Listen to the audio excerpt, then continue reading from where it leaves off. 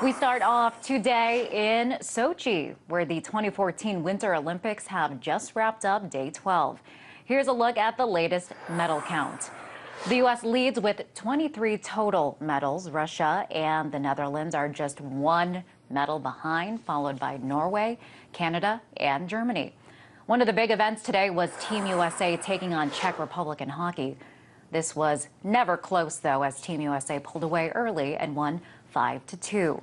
Team USA will now face Canada in the semifinals on Friday. Meanwhile, a major disappointment for Russia. The men's hockey team was eliminated in the quarterfinals.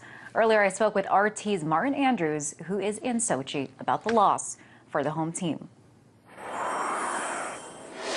Absolutely. I'm actually standing here in front of the glorious Olympic Park with the flame, and my producers and cameramen behind us. If you can only see them, they're really quite upset because Russia, they're out of the competition. They were finally eliminated by Finland at a 3-1 victory at the Bolshoi Ice Stadium. And really, the whole nation is extremely upset. The hockey team has only won 8 gold medals in the Olympics.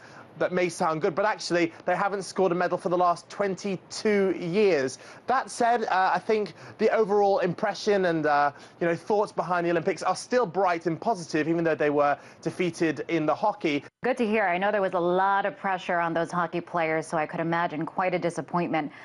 Martin, tell us about some of the other highlights for the day. I think one of the most interesting stories was the Vic Wild and Elena Zarazina. You might think they're just the average winner of the snowboarding slalom. He won gold, a great success there, and she won bronze. But the difference with this couple is that I just mentioned the word couple. They're actually married, so they'll be putting some new jewelry in the form of medals next to their wedding bands. Interestingly enough, he stated that Russia didn't want him, and the states didn't want him, and Russia did. And the fact that he was actually born in America originally. He married his wife 2 years ago, and here he is competing for Russia. So everybody's thumbs up for them, and it really is a dream come true and an icing on the top of their wedding cake. Very nice. Over here, Bode Miller is a big headliner. What's the reaction to his skipping that last Alpine race?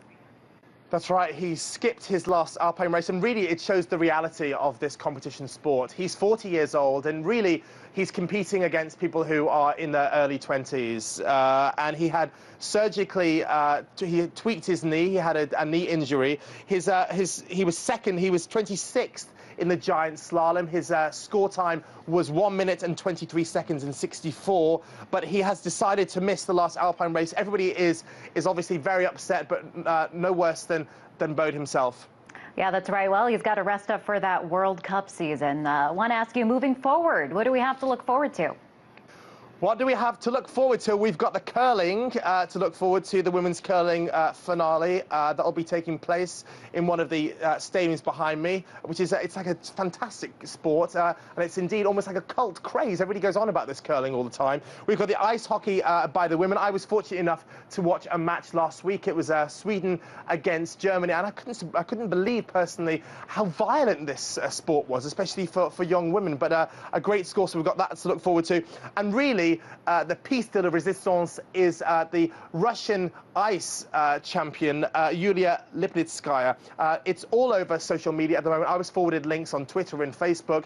Martin, you have to watch this young skater. And really, she's just simply out of this world. She'll be taking place in the free figure skating in a few days' time. And I was also fortunate enough to watch the figure skating last week in the stadium, and the atmosphere is just electric. I know that there have been reports from press abroad saying that the stadiums are empty, there's no atmosphere. Well, I can tell you this, as a British guy here experiencing this amazing sporting event in Sochi, the atmosphere has been electric. We've had Mexican waves, there's chanting, cheering, and of course, Russia has debatably done so well in this Olympics because they're on their home turf. So I'm sure that Yulia Lipnitskaya will do certainly very, very well. Right. You're talking about some critics over there, certainly some naysayers. I saw on Twitter people kind of complaining about the weather being on the warmer side, but as I understand, there is wintry weather making a comeback over there. Are folks looking forward to it?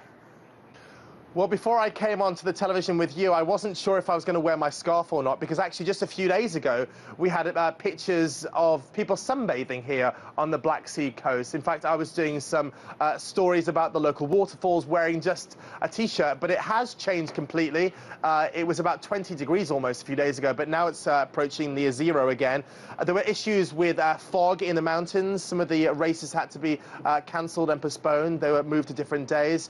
And yes, it's certainly getting more wintry here in Sochi. But of course, we've only got a few days left until the end of the current Olympics before the Paralympics begins. But it's the Winter Olympics after all, so nobody can really complain about the cold temperatures here in Sochi. All right. Well, stay warm as the temps dip down over there. Appreciate you weighing in, letting us know the latest over there. That was RT's Martin Andrews in Sochi.